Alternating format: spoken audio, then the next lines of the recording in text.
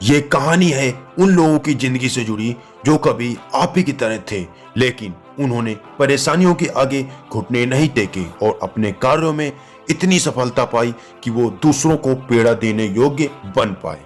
सभी के जीवन में एक समय ऐसा आता है जब सभी चीजें आपके विरोध में हो रही हों और हर तरफ निराशा मिल रही हो, चाहे आप एक प्रोग्रामर हो या कुछ और। आप जीवन के उस मोड़ पर खड़े हैं जहां सब कुछ गलत हो रहा होता है। अब ये कोई सॉफ्टवेयर हो सकता है जिसे सभी ने रिजेक्ट कर दिया हो, या आपका कोई फैसला हो सकता है जो बहुत ही भयानक साबित हुआ हो, लेकिन सही मायने में विफलता सफलता से ज्यादा महत्वपूर्ण होती है। हमारे इतिहास में जितने भी बिजनेसमैन, साइंटिस्ट और महापुरुष हुए हैं, वो जीवन में सफल बनने के लिए पहले लगातार कई बार फेल हुए हैं। हम बहुत सारे काम कर रहे होते हैं तो बहुत जरूरी नहीं कि सब कुछ सही ही होगा, लेकिन अगर आप इस वजह से प्रयास करना छोड़ दोगे तो कभी सफल नहीं हो सकते।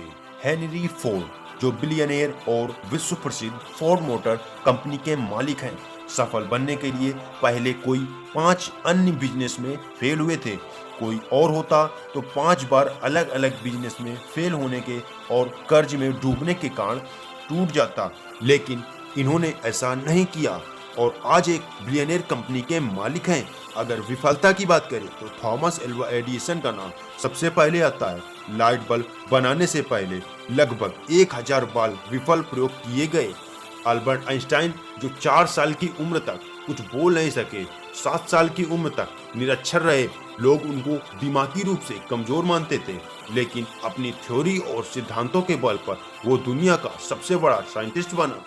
अब जरा सोचो कि अगर हेनरी फोर्ड 5 बिजनेस में फेल होने के बाद निराश होकर बैठ जाते, या एडिसन 999 असफल प्रयोग होने के बाद उम्मीद छोड़ देते, और आइंस्टाइन भी खुद को दिमागी कमजोर मानकर बैठ जाता, तो क्या होता?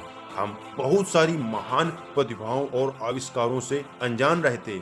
दोस्तों, असफलता सफलता से कहीं ज्यादा महत्वपूर्ण है। वो कहते हैं ना, जीतने वाले कभी हार नहीं मानते और हार मानने वाले कभी जीत नहीं सकते। अगर आप भी किसी काम में असफल हो भी गए तो क्या हुआ?